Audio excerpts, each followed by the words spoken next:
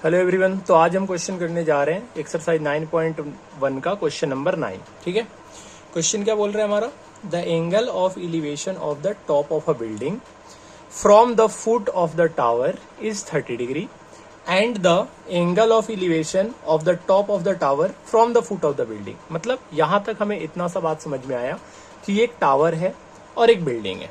ठीक है, तो हम क्या करेंगे, सबसे पहले टावर और बिल्डिंग को बनाएंगे, लेकिन इसके पहले हमें पता तो होना चाहिए कि टावर बड़ा होता है बिल्डिंग बड़ा होता है। आप में से बहुत सारे बच्चे बोलेंगे टावर बड़ा होता है, बहुत सारे बच्चे बोलेंगे बिल्डिंग बड़ा होता है, लेकिन एक्चुअली में जब हम यहाँ पे मैथ्स में जब सॉल्व करते हैं ट्रिगो में, तो बड़ा किसको लेट करते हैं, बड़ा हमारा टावर ही होता है। ठीक है, तो दो हम फिगर बनाएंगे, एक बिल्डिंग बनाएंगे और एक टावर बनाएंगे। देखो, तो ये है हमारा बिल्डिंग और ये है हमारा टावर। मैं लेट कर लेता हूं कि ए बी जो है वो हमारा बिल्डिंग है और ये हमारा ए बी हो गया। तो ये हमारा कोई भी लेट कर लेते हैं, मान लो मैं लेट कर लेता हूं कि पी क्यू जो है वो टावर की हाइट है। यहां तक समझ में आ गया। अब क्वेश्चन क्या बोल रहा है, the angle of elevation. Elevation का मतलब आप जानते हो नीचे से ऊपर की तरफ देख रहे हैं। The angle of elevation of a top of the building from the foot of the tower. मतलब ये टावर का फुट है, क्यू पॉइंट टावर का फुट है।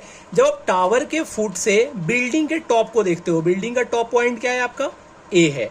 जब आप बिल्डिंग के टॉप को देखते हो तो एंगल ऑफ एलिवेशन कितना बनता है, 30 डिग्री। आप जानते हो कि एंगल ऑफ एलिवेशन हमेशा लाइन ऑफ साइट और बेस के बीच में बनता है। तो हम यहाँ पे एक बेस ड्रॉ कर लेंगे, ये हमारा बेस हो गया और ये लाइन ऑफ साइट हो गया, और इनके बीच में हमारा कितने डिग्री का एंगल बनता है, एंगल ऑफ एलिवेशन, जो कि 30 डिग्री दे रखा है। यहां तक समझ में आ गया। अब नेक्स्ट पार्ट पढ़ते हैं क्वेश्चन का। The angle of elevation of the top of the tower. Tower के टॉप को कहां से देख रहे हैं, from the foot of the building. Building के फुट से जब हम टावर के टॉप को देखते हैं, ये रहा हमारा बिल्डिंग का फुट बी पॉइंट और टावर का टॉप हमारा क्या है, पी पॉइंट। जब हम बी से पी पॉइंट को देखते हैं तो हमारा एंगल ऑफ एलिवेशन कितने डिग्री बनता है, 60 डिग्री। भाई साहब ये गलती बिल्कुल मत करना कि इन पूरे को 60 रिलेट करना। हमेशा याद रखो, जो भी आपका एंगल ऑफ एलिवेशन बनता है वो आपका लाइन ऑफ साइट और बेस के बीच में बनता है। ठीक है, इतनी सी बात आपको याद रहेगी कि लाइन ऑफ साइट और बेस के बीच में बनता है, लाइन ऑफ साइट और बेस के बीच में बनता है। ठीक है, ये आपका लाइन ऑफ साइट है पी बी और बी क्यू आपका बेस है, और इनके बीच में हमारा 60 डिग्री बन गया। यहां तक समझ में आ गया होगा।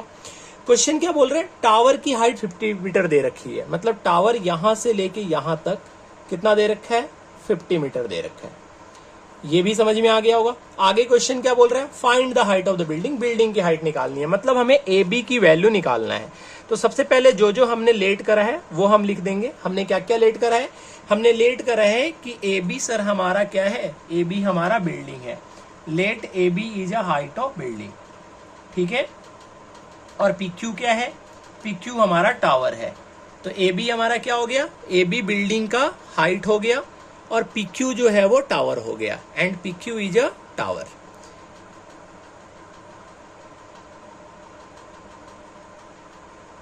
यहां तक समझ में आ गया कि ए बी जो हमारा बिल्डिंग का हाइट हो गया और पी क्यू जो हो गया टावर हो गया। इसके आगे आपको कुछ नहीं लिखना है।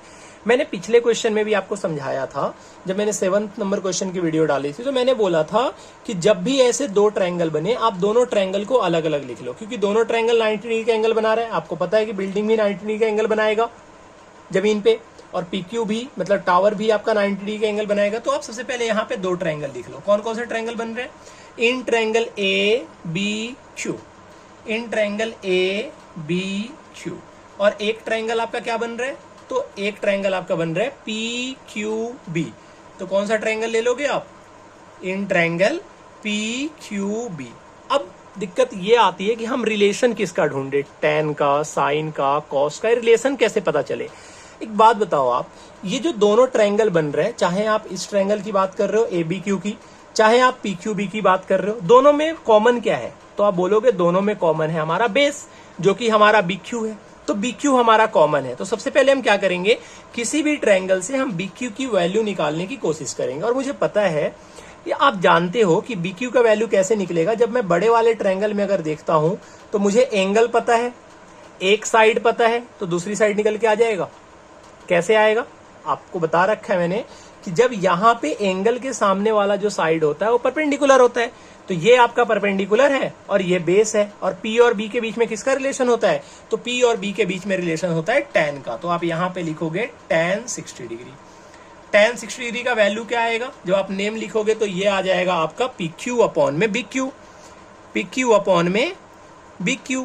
tan 60 का वैल्यू कितना होता है √3, √3 का वैल्यू कितना आ गया PQ अपॉन में BQ। अच्छा PQ का वैल्यू कितना दे रखा है 50, और BQ जो है आप यहां से BQ की वैल्यू निकाल सकते हो, क्रॉस मल्टीप्लीकेशन करोगे तो BQ का वैल्यू निकल के आ जाएगा आपका 50 अपॉन में √3।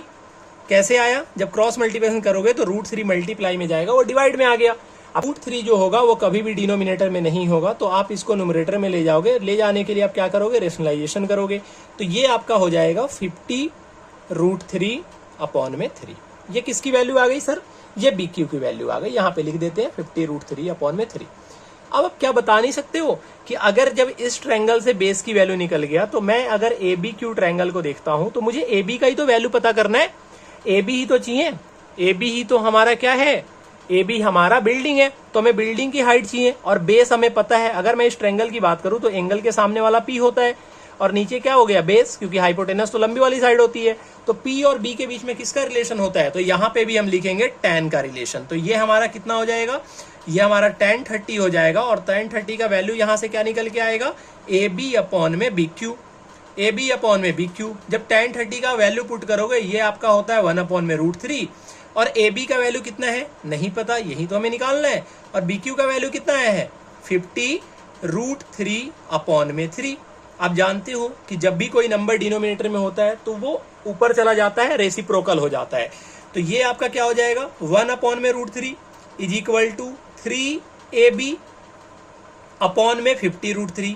जब क्रॉस मल्टीप्लीकेशन करोगे तो ये क्या आ जाएगा, ये आपका आ जाएगा √3 is equal to 50 √3 is equal to 50 √3। और जब यहां से वैल्यू आप निकालने की कोशिश करोगे तो AB का वैल्यू आपका आ जाएगा 50 √3 अपॉन में 3 √3, √3 से √3 घट जाएगा, और आंसर क्या निकल के आ गया आपका 50 अपॉन में 3। और 50 अपॉन में 3 को या तो आप ऐसे आंसर लिख दो, या आपके NCERT में दे रखा होगा 16 इंटीजर 2 अपॉन में 3। ठीक है, ये आपका आंसर हो गया। तो आंसर आपको यहीं पे नहीं छोड़ के आना पेपर में, आपको पूरा लिखना है। पूरा कैसे लिखोगे, आप यहां पे लिखोगे so the height of building is,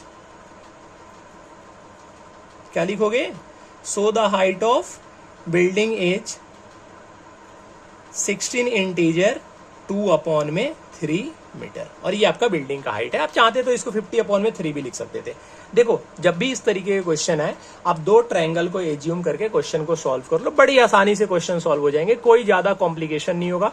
अच्छा, मैंने ये जो दो ट्रायंगल किए हैं अलग अलग, ऐसे ही आपको करने कि आपको पता चल जाए कि कौन से ट्रायंगल को हम लेंगे तो क्या वैल्यू निकल के आएगा। सबसे पहले ढूंढो कि दोनों ट्रायंगल में कॉमन क्या है। जैसे आपने देखा कि यहाँ पे BQ कॉमन था, तो मैंने BQ का वैल्यू निकाल लिया और सेकंड वाले में पुट कर दिया, और आंसर हमारा निकल के आ गया। तो कुछ इसी तरीके से आपको जब भी ऐसे क्वेश्चन आए तो इसी अप्रोच के साथ आपको सॉल्व करना है। ठीक है, उम्मीद है आपको ये क्वेश्चन समझ में आया होगा। अगर क्वेश्चन समझ में आ गया हो, सॉल्यूशन अच्छी तरीके से, तो वीडियो को लाइक कर देना, चैनल को सब्सक्राइब कर देना, और दोस्तों में शेयर जरूर कर देना।